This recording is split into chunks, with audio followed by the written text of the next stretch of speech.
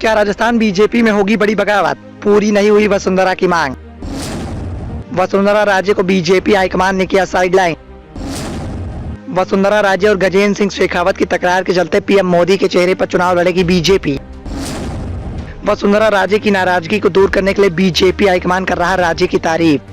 राजस्थान में आगामी विधानसभा चुनाव को देखते हुए बीजेपी हाईकमान सक्रिय होता हुआ दिखाई दे रहा है। बीजेपी के द्वारा पार्टी हाईकमान के द्वारा राजस्थान बीजेपी की तकरार को मिटाकर सत्ता की कुर्सी पर बैठे अशोक गहलोत सरकार को मात देने की पूरी कोशिश की जा रही है, लेकिन पार्टी के कई दिग्गज नेता राजस्थान में लगातार मुसीबत का सबब बने हुए हैं। इसमें सबसे पहला नाम वसुंधरा राजे सिंधिया का निकलकर सामने आ रहा है। राजस्थान बीजेपी ने साफ तौर पर वसुंधरा राजे सिंधिया को साइडलाइन कर दिया। उसके बावजूद भी नितिन गडकरी और राजनाथ सिंह के द्वारा वसुंधरा राजे की तारीफ की जा रही है। बीजेपी पीएम मोदी के चेहरे पर चुनाव लड़ रही है। चुनाव से पहले वसुंधरा राजे के साथ खेला क्यों हुआ, इसको लेकर अलग अलग सियासी मायने भी बताए जा रहे हैं। सियासी जानकारों का कहना है कि वसुंधरा के विरोध में उतरने वाली लॉबी की दिल्ली में मजबूत पकड़ है। ऐसे में इस लॉबी ने वसुंधरा राजे को सीएम फेस घोषित करने में अड़ंगा लगा दिया।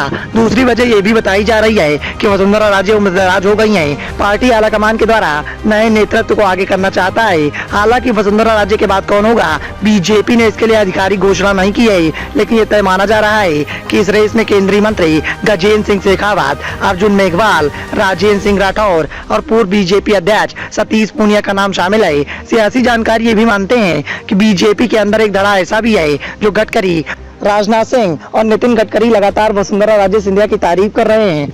तो राजस्थान बीजेपी के एक धड़ को इससे मुसीबत का सामना भी करना पड़ रहा है। लगातार वो पार्टी हाईकमान के दिग्गज नेताओं की तारीफ से मुश्किल में दिखाई दे रहा है। साथ ही साथ उस धड़ को इस बात की तकलीफ है कि वसुंधरा राजे की इतनी तारीफ क्यों की जा रही है। भाजपा के परिवर्तन संकल्प यात्रा के चौथे रथ को रवाना करते हुए नितिन गडकरी ने वसुंधरा राजे के कामकाज की तारीफ की। गडकरी ने कहा कि किसी शायर ने कहा था कि इधर भी गधे उधर भी गधे, सब तरफ गधे ही गधे, अच्छे घोड़ों को नहीं घास, गधे खा रहे च्यवनप्राश। उनका कहना था कि राजस्थान में फिर से भारतीय जनता पार्टी का शासन लाना है। डबल इंजन की सरकार होने से राजस्थान की तकदीर बदल जाएगी।